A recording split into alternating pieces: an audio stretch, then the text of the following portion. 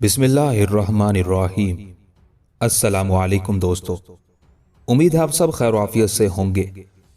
आज मैं आप लोगों की खिदमत में एक नया नावल लेकर हाजिर हुआ हूं, जो कि लोदी सल्तनत के बानी बहलोल लोदी के बारे में है। इसके मुसन्निफ हैं असलम राही MA। पेश लफ्ज। बहलोल लोदी एक अक्लमंद सुल्तान था। उसकी जाहिरी खूबियां ही नाकाबिले बयान हैं। मजहब और शरह का सख्ती से पाबंदी करने वाला था। सफर में ज्यादातर फुकरा और दरवेश लोगों में रहता था और उनकी सोहबत से लुत्फ अंदोज होता था। अपने अफगान भाइयों की इज्जत अफजाई करता था। अपने अफगानी उमरा के सामने तख्त पर जलवा अफरोज ना होता, बल्कि उनके साथ जमीन पर बैठ जाया करता था। दहली फतह करने के बाद जो खजाना हाथ आया वो बराबर अफगानी उमरा में तकसीम कर दिया और एक ही हिस्सा अपने लिए रखा। मंगोल सालारों और लश्करियों पर बड़ा एतमाद और भरोसा किया करता था। यही वजह थी कि उसके लश्कर में 20,000 मंगोल सालार और लश्करी थे। जहां कहीं किसी मकाम के लिए सुन लेता कि वहां कोई तेग का धनी और उम्दा जंगजू है, उसे फौरन अपने पास बुला लिया करता था। सुल्तान बहलोल लोदी बला का जुर्रतमंद, शुजा और आकिल सुल्तान था। आईने जहानदारी और हुकूमत के अमूर में उसे खास मलका हासिल था। कभी जल्दबाजी से काम ना लिया करता था। हमेशा रियाया परवरी और अदलो इंसाफ में अपनी जिंदगी बसर करता रहा। एपिसोड 1। मालवा शहर के अंदर जश्न का समा था। गलियां, कूचे, शहराएं बिल्कुल साफ सुथरी करके सजा दी गई थी। लोग गली कूचों, बालकोनियों में जमा हो गए थे। बच्चे, औरतें छतों पर चढ़कर बड़ी बेचैनी से किसी का इंतजार कर रहे थे। मालवा का राजा प्रताप देव, उसकी रानी मंदूरी, दो बेटे नरसिंह और राय भीम, दोनों राजकुमारियां किरण देवी और कंपल देवी मालवा शहर के शर्की दरवाजे से बाहर किसी का इस्तकबाल करने के लिए जर्क बर्क लिबास पहने थे। उनके आगे पीछे दाएं बाएं मालवा के सालार, उमरा और लश्करियों का सालार आला सब बेचैनी से किसी का इंतजार कर रहे थे। इतने में शहर के उस दरवाजे की तरफ एक कारवान आता दिखाई दिया। वो कारवान बगियों और मुहाफिज घुड़सवारों पर मुश्तमिल था। करीब आकर बगियां रुक गई। उन बगियों के साथ जो मुहाफिज दस्ते थे वो बगियों के दाएं बाएं और पीछे चौकस होकर खड़े हो गए थे।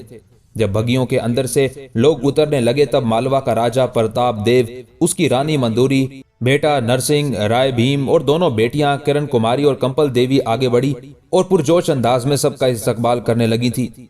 आने वालों में ग्वालियर का राजा मान सिंह, उसकी रानी सावंतरी देवी, बेटा राय खतोरा और राजकुमारी सलवन देवी थी। जबकि दूसरी बगियों से उदयपुर का राजा उतरा था, जो राणा के नाम से मशहूर था। उसके साथ उसकी रानी रतबेल, बेटा गोबंद राय, भांजा चित्रसाल और बेटी रतन कुमारी थे। जब सब आपस में पुरजोश अंदाज में मिल चुके तब मालवा का राजा प्रताप देव, उसकी रानी, बेटे और बेटियां सबको लेकर मालवा के राजमहल की तरफ रवाना हुए थे। खूबसूरती और खुशबू का यह कारवान जिस कूचे, जिस गली, जिस शहरा से भी गुजर रहा था, दाएं बाएं शहरा के किनारे और छतों पर खड़ी औरतें, बच्चे सब फूल पत्तियां निछावर कर रहे थे। यहां तक कि सब राजमहल में दाखिल हुए और एक कमरे में बैठ गए।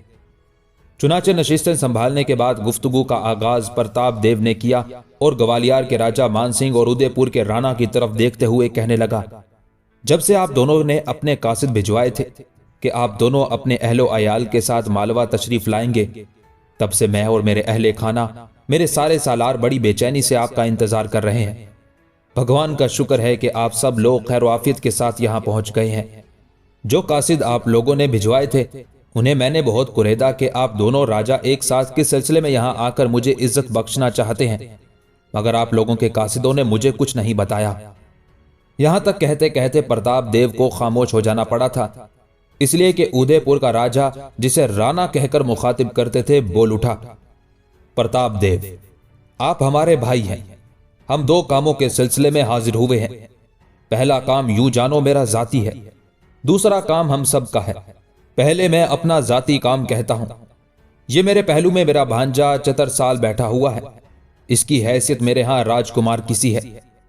इसके लिए आपकी राजकुमारी किरण देवी का हाथ मांगता हूं। यह मसला हल हो जाए तो फिर हम दूसरे मौजू की तरफ आएंगे।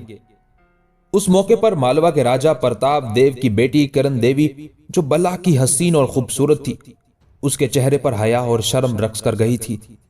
चेहरा छुपाने लगी। वो अभी 9 उम्र थी, बलूगत को नहीं पहुंची थी, और उसकी दूसरी बहन जिसका नाम कंपल देवी था, वो उससे भी छोटी थी। मालवा का राजा प्रताप देव इस सिलसिले में सबसे पहले अपनी रानी मंदूरी से मशवरा करता रहा। फिर मंदूरी ने इस मौजू पर किरण देवी से कुछ देर गुफ्तगू की। फिर मंदूरी ने राजा प्रताप देव के कान में कुछ कहा, जिसे सुनकर राजा के चेहरे पर हल्का सा तबस्सुम नमूदार हुआ था। यहां तक कि प्रताप देव उदयपुर के राणा को मुखातिब करके कहने लगा, हमें यह रिश्ता मंजूर और कबूल है, लेकिन एक शर्त है। उदयपुर के राणा के चेहरे पर पहले हल्का सा तबस्सुम नमूदार हुआ था, फिर किसी कदर संजीदगी की लहर आई और कहने लगा, कैसी शर्त? इस पर प्रताप देव कहने लगा, मेरे अजीज भाई, शर्त यह है कि किरण देवी मेरी बड़ी राजकुमारी है, अभी छोटी है, लिहाजा मैं इसकी रुखसती नहीं करूंगा, अभी बलूगत को भी नहीं पहुंची। इस पर उदयपुर का राणा कहने लगा, कोई बात नहीं, रिश्ता तय हो गया है। किरण देवी को जब आप रुखसत करना चाहेंगे हमें मंजूर है। बस हम ये चाहते हैं कि आज से किरण देवी हमारी इज्जत और हमारी आबरू है। प्रताप देव मुस्कुराया और कहने लगा, मुझे और मेरे अहले खाना को यह मंजूर है। यहां तक कहने के बाद राणा जब खामोश हुआ, तब प्रताप देव ने कुछ देर तक अपनी रानी मंदूरी से मशवरा किया। दोनों कुछ देर राजदाराना गुफ्तगू करते रहे। फिर प्रताप ग्वालियर के राजा मानसिंह और उदयपुर के राणा की तरफ देखते हुए कहने लगा, आपका जाती मसला हल हुआ। इस मौके पर अगर मैं एक जाती मसला पेश करूं? इस पर दोनों राजा मुस्कुरा दिए। यहां तक कि ग्वालियर का राजा मानसिंह बोल उठा, प्रताप देव, इसमें पूछने की क्या जरूरत है, बोलो तुम्हारा जाती मसला क्या है? इस पर लम्हा भर के लिए प्रताप देव की निगाहें ग्वालियर के राजा मानसिंह की राजकुमारी सलवंत देवी पर जम गई थी। फिर कहने लगा, मैं आपकी राजकुमारी सलवंत देवी का हाथ अपने बेटे नरसिंह के लिए मांगता हूं। आप बोलें, आप क्या चाहते हैं? जवाब में कुछ देर तक ग्वालियर का राजा मानसिंह अपनी रानी सावंतरी देवी और बेटी सलवंत देवी से मशवरा करता रहा। फिर कहने लगा, प्रताप देव, हमें यह रिश्ता मंजूर और कबूल है। जब भी आप रुखसती मांगेंगे हम इसके लिए तैयार हैं। ग्वालियर का राजा मानसिंह जब खामोश हुआ, तब उदयपुर का राणा बेपनाह खुशी का इजहार करते हुए कहने लगा, पहले मैं और मानसिंह सिर्फ एक जाती मसला हल करना चाहते थे, अब एक की बजाय 2 जाती मसले मिल गए हैं। अब हम इस मसले की तरफ आते हैं जो हम सबका मुश्तरका है, और यह मुश्तरका मामला कुछ यूं है कि इस वक्त हिंदुस्तान में छोटी छोटी हुकूमतें हैं और छोटे छोटे हुक्मरान अपना काम चला रहे हैं। अगर हम तीनों राजा आपस में मुत्तहिद हो जाएं और एक नाकाबिल तस्कीर कुव्वत बना लें तो पूरे हिंदुस्तान पर मशरिक से मगरिब, जनूब से शुमाल तक अपनी एक मजबूत और मुस्तहकम हुकूमत कायम कर सकते हैं। मेरे ख्याल में हिंदुस्तान में इससे बड़ा और बेहतर तवाइफल मलूकी का दौर कहीं नहीं मिलेगा। कभी हिंदुस्तान पर सैयदों की हुकूमत थी, लेकिन अब सैयदों की तरफ से सुल्तान मोहम्मद बज़ाहिर हिंदुस्तान का बादशाह कहलाता है, लेकिन उसकी हुकूमत सिर्फ दिल्ली और उसके गिरदो नवाह में है, जबकि उसने खुद बदायून में क़याम कर रखा है और उसके पास इस कदर मुख्तसर सा इलाका है कि उसके मुतालिक लोग कहते हैं कि सल्तनत शाह आलम अज दहली ता पालम। एक दूसरा हुक्मरान बहलोल खान है, उसने लाहौर से लेकर पानीपत के इलाकों को अपने तसर्रुफ में ले लिया है। इसके अलावा मेहरवली के मकाम से लेकर लाडू से राय तक अहमद खान मेवाती का सिक्का चल रहा है। मांडू पर सुल्तान महमूद हुकूमत कर रहा है, उसके पास भी मांडू के इर्द गिर्द के काफी इलाके हैं और उसे वाली मांडू कहने के अलावा सुल्तान महमूद शर्की भी कहते हैं। गंगा जमुना के दुआबे में एक अलहदा हुकूमत कायम है, यह भी कोई इतनी बड़ी ताकत नहीं रखती। इनके अलावा भी हिंदुस्तान में बहुत से छोटे हुक्मरान हैं। अगर हम आपस में इत्तेफाक और यकजहती पैदा करके और अपने लश्करों में इजाफा करके नए लश्करियों की बेहतरीन तरतीब का काम सर अंजाम देकर हरकत में आए तो इन सारे छोटे छोटे हुक्मरानों पर काबू पाने के बाद हम हिंदुस्तान में अपनी एक मजबूत और मुस्तहकम हुकूमत कायम कर सकते हैं। उदयपुर का राणा जब खामोश हुआ, तब मालवा का प्रताप देव कहने लगा, ये जो गुफ्तगू हुई है ये बड़ी कीमती और सुनहरे हरूफ से लिखने के काबिल है। अगर आप दोनों हजरात चाहते हैं कि हम कुव्वत हासिल करें और उसके बाद हिंदुस्तान में सब छोटे छोटे हुक्मरानों का खात्मा करके अपनी एक मजबूत और मुस्तहकम हुकूमत कायम करें, तो मेरे ख्याल में कोई रुकावट हमारे रास्ते में नहीं आएगी और हम बड़ी आसानी से ये काम कर गुजरेंगे। प्रताप देव जब खामोश हुआ, तब इस बार राजा मानसिंह बोल उठा, आप दोनों की गुफ्तगू ने मुझे मुतमईन कर दिया है। मैंने पहले ही ग्वालियर में नए लश्करी भर्ती करते हुए उनकी तरबियत का काम शुरू कर दिया है और बहुत जल्द मैं एक बहुत बड़ा और जर्रार लश्कर तैयार करने में कामयाब हो जाऊंगा, जबकि उदयपुर में राणा भी इस काम की इब्तिदा कर चुका है। मान सिंह जब खामोश हुआ तब बेपनाह खुशी का इजहार करते हुए प्रताप देव कहने लगा, आप लोगों ने मेरी भी आंखें खोल दी हैं। मैं बहुत जल्द अपने दोनों बेटों नरसिंह राय और भीम की जेर निगरानी नए लश्करी भर्ती करके उनकी तरबियत का काम शुरू करता हूं, और जब मैं देखूंगा कि मेरे पास एक ऐसा लश्कर हो गया है जिससे मैं हर दुश्मन का मुकाबला कर सकता हूं, तब मैं अपने इलाकों के इर्द गिर्द जो दूसरे हुक्मरानों के इलाके हैं उन पर हमलावर होकर दस्त अंदाजी करते हुए जेर नगी इलाकों में इजाफा करता रहूंगा, और ऐसा ही आप दोनों भी करें। इस तरह जहां हमारे जेर नगी इलाकों में वुसअत पैदा होगी वहां हमारी अस्करी ताकत और कुव्वत में भी इजाफा होगा, और हमारी उन हरकत को सामने रखते हुए अगर हिंदुस्तान के किसी भी हुक्मरान ने हमारे आड़े आना चाहा तो हम तीनों मुत्तहिद होकर उसे इस धरती से ही निकाल बाहर करेंगे। यहां तक कहने के बाद प्रताप देव जब खामोश हुआ तब बेपनाह खुशी का इजहार करते हुए राजा मान सिंह और राणा उदयपुर ने एक दूसरे की तरफ देखा।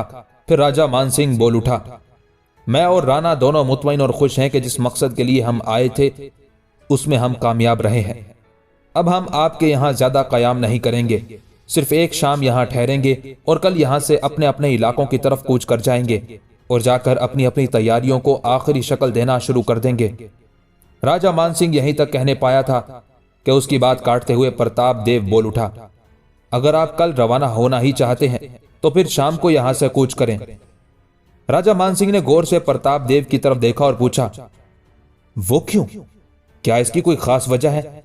इस पर प्रताप देव कहने लगा, खास नहीं बल्कि बहुत बड़ी वजह है। दरअसल कल हमारे लश्कर के बाहर एक जश्न का समा होगा। वो किस खुशी में? राजा मान सिंह ने गौर से प्रताप देव की तरफ देखते हुए पूछ लिया था। वो इस वजह से कि कुछ मुसलमान मुसल्लह जवान मेरी रानी के भाई पर हमलावर हुए और उसे मौत के घाट उतार दिया। उसके साथ जो मुहाफिज थे वो हमलावरों से उलझे, उनमें से एक तो गिरफ्तार कर लिया, बाकी भागने में कामयाब हो गए। अब जिसे हमने गिरफ्तार किया था उसी का जश्न हम शहर से बाहर मनाएंगे। इस बार राणा ने पूछा, प्रताप देव कैसा जश्न? इस पर प्रताप देव ने अपने होंठों पर जबान फेरी और कहने लगा, जिस मुजरिम को हमने सजा देनी हो पहले उसे शहर से बाहर हम दरिंदों के आगे डालते हैं। अमूमन वो दरिंदों के हाथों ही कुचला मसला खाया पिया जाता है। अगर कोई बच जाए तो फिर उसकी किस्मत का फैसला करने के लिए कुर्रा अंदाजी करते हैं। अगर कुर्रा उसके हक में निकले तो उसे छोड़ देते हैं, और अगर कुर्रा मुखालफत में पड़े तो फिर उसे मौत के घाट उतार देते हैं। जिस कातिल को हमने पकड़ा है उस पर कल एक चीते को छोड़ा जाएगा। ये वो चीते नहीं जिन्हें हम शिकार करने के लिए इस्तेमाल करते हैं और जो हमारे पालतू हैं, बल्कि चंद चीते हमने ऐसे मुजरिमों से निपटने के लिए पाल रखे हैं और बड़े खूनख्वाराना अंदाज में हमलावर होते हैं। आज रात को शहर के बाहर लोहे का बड़ा गोल पिंजरा नस्ब कर दिया जाएगा। उसके लिए एक मखसूस मैदान है जिसके अतराफ में नशिस्तों का एहतमाम किया गया है। यह मामला देखने के बाद भले आप रुखसत हो जाइएगा। प्रताप देव के इन अल्फाज पर राजा मान सिंह और राणा उदयपुर ने खुशी का इजहार किया। फिर कहने लगे, अगर ये मामला है तो फिर हम इस मुकाबले से जरूर लुत्फानंदोज होंगे, लेकिन ये मुजरिम है कौन और ये है कहां? इस पर प्रताप देव कहने लगा, उसका नाम तो उमर खान है, मंगोल है, मुसलमान है और इस वक्त जिंदान में बंद है। उसके साथ ही प्रताप देव अपनी जगह पर उठा और कहने लगा, अब आप आए। आप दोनों हजरात और आपके बच्चों के आराम और कयाम का एहतमाम किया जाता है, उसके बाद खाने का एहतमाम करेंगे। इस बार सब उठकर खड़े हुए और प्रताप देव ने ग्वालियर के राजा मान सिंह और उदयपुर के राणा के कयाम का एहतमाम उनकी रानियों और बच्चों के साथ राजमहल के एक हिस्से में कर दिया था। अगले रोज असर और मगरिब के दरमियान मालवा शहर से बाहर एक जश्न का समा था। शहर से बाहर पहले ही अनगिनत नशिस्तों पर मुश्तमिल एक मैदान बना हुआ था। उस मैदान के वस्ती हिस्से में लोहे की मजबूत सलाखों का एक खासा बड़ा पिंजरा नस्ब था। उस पिंजरे के चारों तरफ नशिस्तें बनी हुई थी और उन सब नशिस्तों पर जगह जगह छूलदारियां, किनातें, पर्दे रंग बरंग के चतर लहरा रहे थे। ऐसा लगता था जैसे किसी शहंशाह की जश्न ताजपोशी का समा बर्पा कर दिया गया हो। उसके बाद बारी बारी मालवा का राजा प्रताप देव अपनी रानी और राजकुमारियों के साथ ग्वालियर का राजा मानसिंह और उदयपुर का राणा भी अपनी रानियों और बेटे बेटियों के साथ वहां पहुंच गया था। उनकी आमद से पहले ही मैदान लोगों से खचाखच भर सा गया था। ग्वालियर के राजा मानसिंह और उसके अहले खाना और उदयपुर के राणा की अपनी रानी और अपने बेटे बेटियों के साथ आने की वजह से मैदान को कुछ ज्यादा ही सजा दिया गया था। जहां कनातों पर्दों की जरूरत ना थी, वहां भी खुशनुमाई के लिए कनातें और पर्दे लगा दिए गए थे और लोग उन सारे इंतजामात को देखकर खुश और किसी कदर हैरतज़दा भी हो रहे थे। आखिर कुछ मुसल्लह जवान एक नौजवान को लेकर उस मैदान में उतरे। वो बेड़ियों में जकड़ा हुआ था। मोटे खुरदरे खद्दर का खुला लिबास उसने पहन रखा था। जो मुसल्लह जवान उसको लेकर आए थे उसे सीधा लोहे के पिंजरे के अंदर ले गए। उसकी बेड़ियां उतार दी गई और पिंजरे का दरवाजा बंद कर दिया गया। उसके थोड़ी ही देर बाद एक छकड़ा मैदान में दाखिल हुआ जिसे दो बैल खींच रहे थे। उस मौके पर पिंजरे में बंद उमर खान ने पहले पिंजरे का जायजा लिया। खुले मैदान में इर्द गिर्द बैठे अनगिनत लोगों की तरफ कुछ देर देखता रहा। फिर उसने आसमान पर निगाहें जमाई। उसके बाद पिंजरे में जमीन की नंगी पीठ पर सजदा रेज हुआ और बड़ी आजिज़ी और इंकसारी और बड़ी दिक्कत में दुआ मांगने लगा था।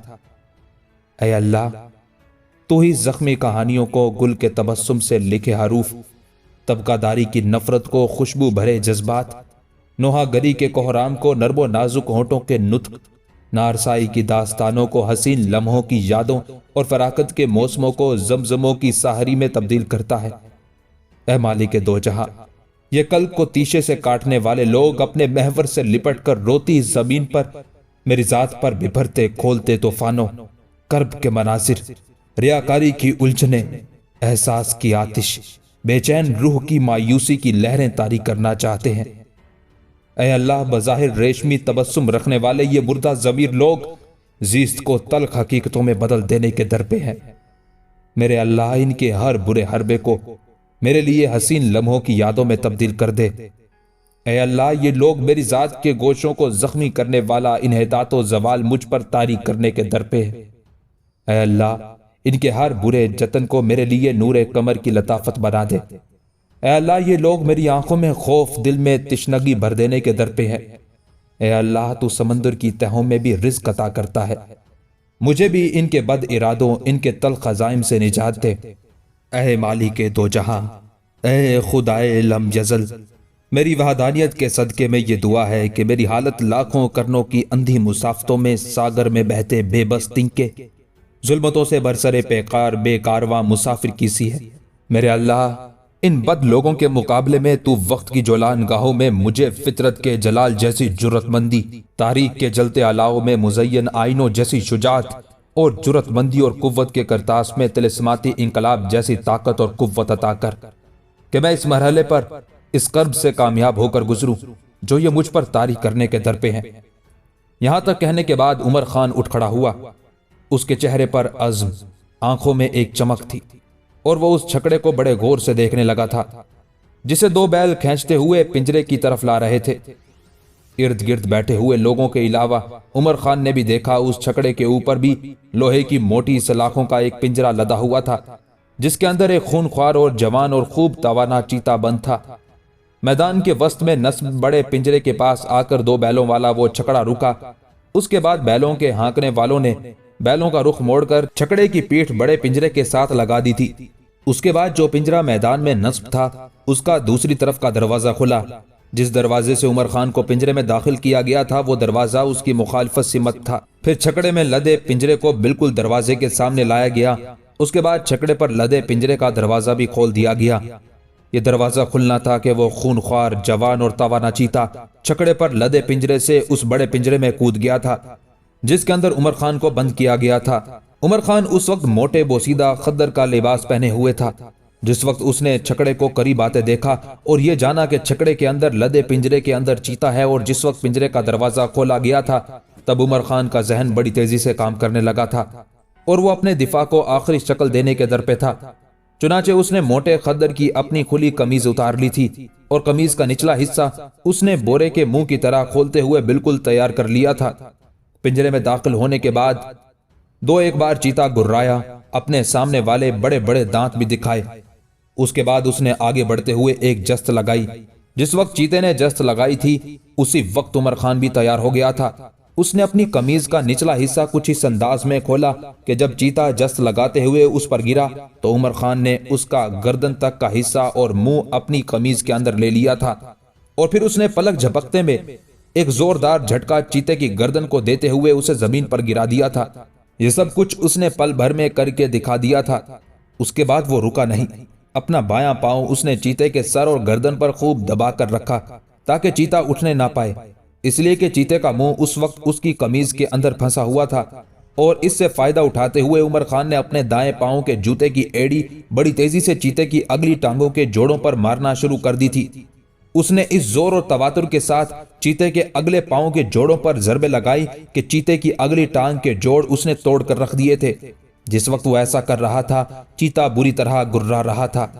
अपनी पिछली टांगे बार बार पीछे मारता था, अगली टांगों को हरकत में लाने की कोशिश करता था, लेकिन चूंकि अपने बाएं पांव के नीचे उमर खान ने उसके सर और गर्दन को पूरी ताकत के साथ दबा रखा था, लिहाजा चीता उठने नहीं पा रहा था। और इस दौरान अपने दाएं पांव की जरबे लगाते हुए उमर खान ने चीते की अगली टांगों के जोड़ तोड़ कर रख दिए थे। उमर खान ने जब देखा कि चीता अब अपनी अगली टांगे नहीं हिला रहा और उन्हें हरकत नहीं दे रहा, तब चीते के मुंह और गर्दन से उसने अपना पांव हटाया और पीछे हटकर खड़ा हो गया। जो ही उसने अपना पांव चीते के ऊपर से हटाया, चीते ने उठने की कोशिश की। ये कोशिश उसने 3-4 बार की। चूंकि उसकी अगली टांगों के जोड़ टूट चुके थे, लिहाजा वो उठ ना सका और जो ही उठने की कोशिश करता बेबस होकर गिर जाता। चीते की हालत देखते हुए उमर खान के चेहरे पर गहरी तमानियत फैल गई थी।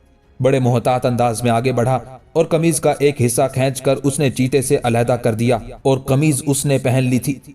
ये सूरत हाल बड़ी अजीब थी। मालवा का राजा प्रताप देव, उसके दोनों बेटे नरसिंह राय, भीम, दोनों राजकुमारियां करण देवी, कंपल देवी और उसकी रानी मंदूरी अजीब से हैरत अंगेज और ताज्जुब खेज अंदाज में ये सारा मंजर देख रहे थे।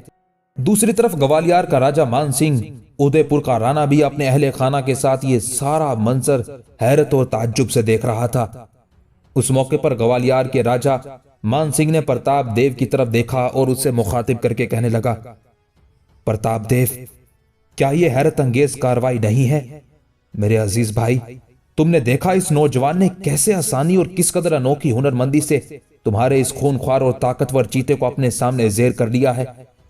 मेरे ख्याल में प्रताप देव, तुमने इस नौजवान की तवानाइयों का गलत अंदाजा लगाया है। मैं नहीं जानता ये नौजवान तेग जनी में कैसा है, लेकिन इसने अपनी ताकत और कुव्वत का मुजाहिरा जरूर कर दिया है। मान सिंह के इन अल्फाज के जवाब में प्रताप देव कहने लगा, मान सिंह, इसकी तेग जनी का भी कुछ ना पूछो।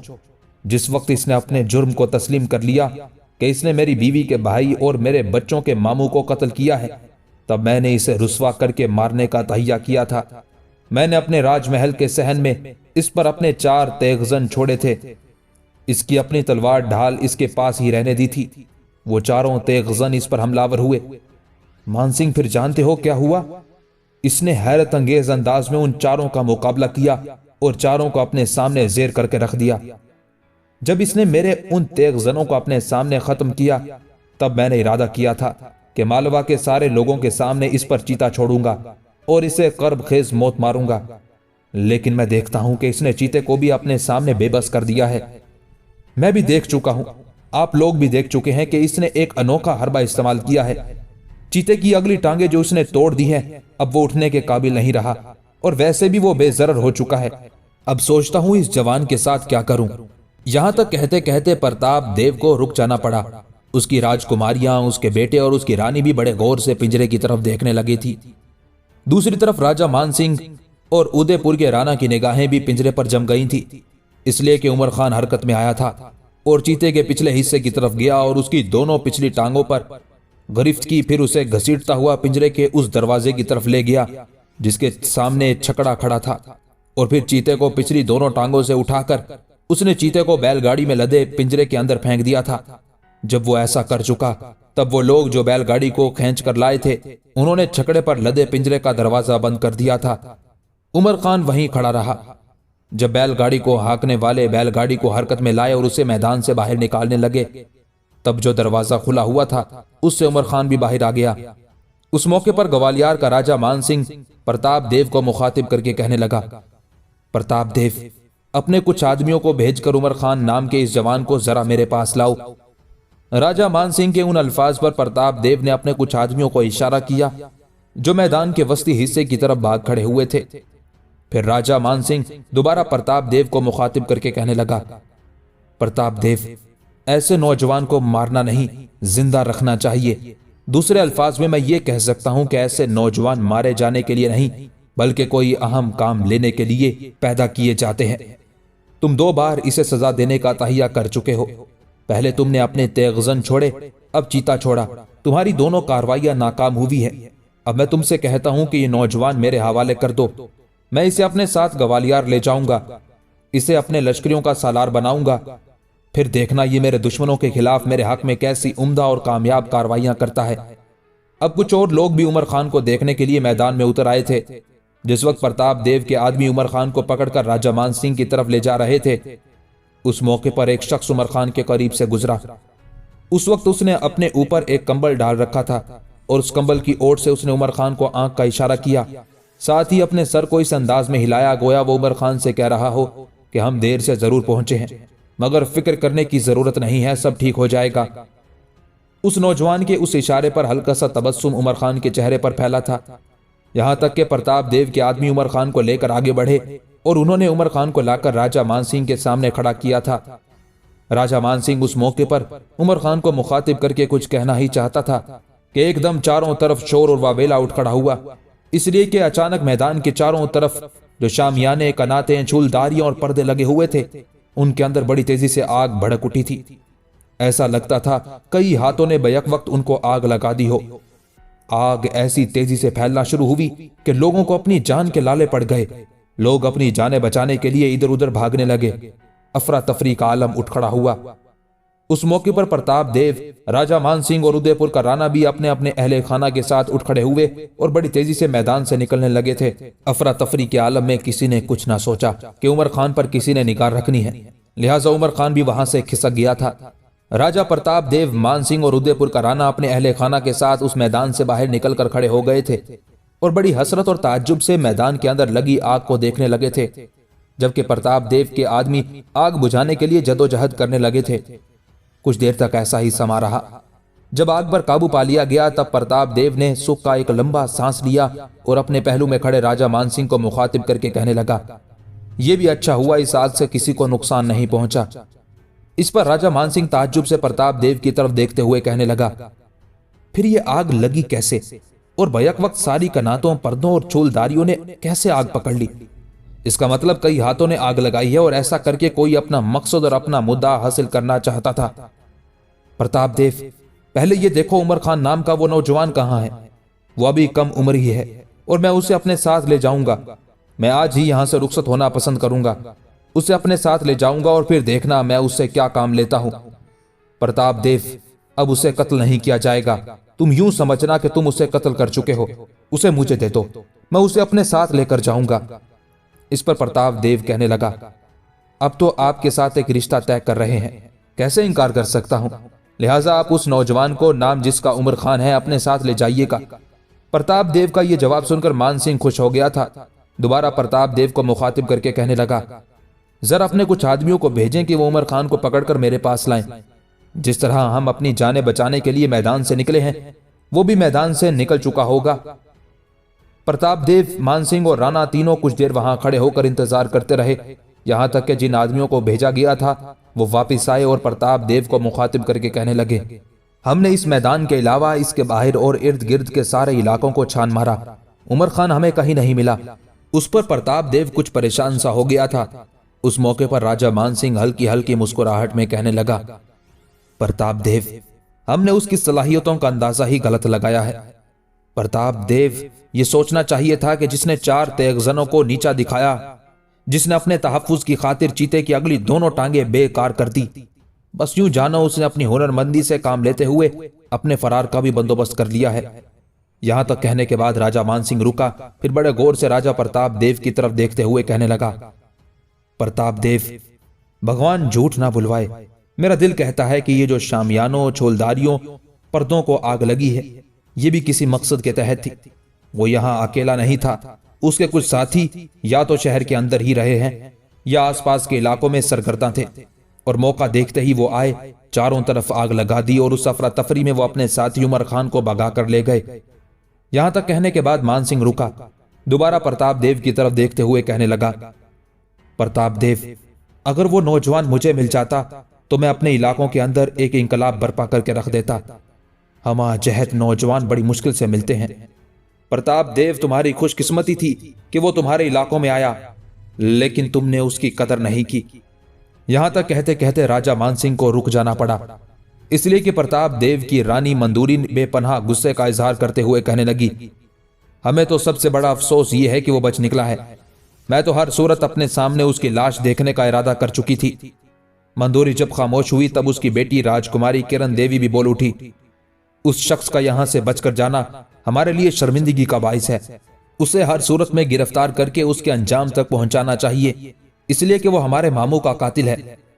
किरण देवी जब खामोश हुई तब राजा मानसिंह बड़े गौर से प्रताप देव की तरफ देखते हुए उसकी तरफ गया, उसके करीब हुआ, फिर बड़ी राजदारी में उसे मुखातिब करके कहने लगा, प्रताप देव, उमर खान नाम के उस नौजवान ने आखिर तुम्हारी रानी मंदूरी के भाई को कत्ल क्यों किया था? इस पर दुख भरे अंदाज में प्रताप देव कहने लगा, दरअसल बात यह है कि मालवा के निवाह में कुछ खाना बदोशों ने कयाम कर रखा था। वो अछूत थे, उनकी एक लड़की बहुत खूबसूरत थी। मेरी रानी मंदूरी का भाई उस पर रीझ गया, उसे उठाया।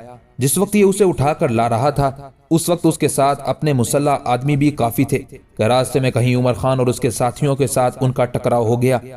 उस टकराव के नतीजे में रानी मंदूरी का भाई मारा गया। उसके कुछ मुहाफिज भी काम आए। इस दौरान मालवा के कुछ मुहाफिज दस्ते भी वहां से गुजर रहे थे। चुनाचे उन्हें आता देखकर उमर खान के साथी तो भागने में कामयाब हो गए और ये पकड़ा गया। इसके बाद इसे हमने जिंदान में बंद कर दिया। बाद के हालात का तो आपको इल्म ही है। यहां तक तफसील जानने के बाद राजा मानसिंह पीछे हट गया। अपनी रानी और राजकुमारी के कहने पर प्रताप देव ने अपने कुछ मुसल्ला जवान उमर खान की तलाश के लिए भेजे, लेकिन रात तक उमर खान का कुछ पता न चला कि वो कहां है। उमर खान की तलाश की वजह से राजा मानसिंह और राणा उदयपुर को एक रात अपने अहले खाना के साथ मालवा में बसर करनी पड़ी और अगले रोज वो दोनों अपने अपने इलाकों की तरफ कूच कर गए थे।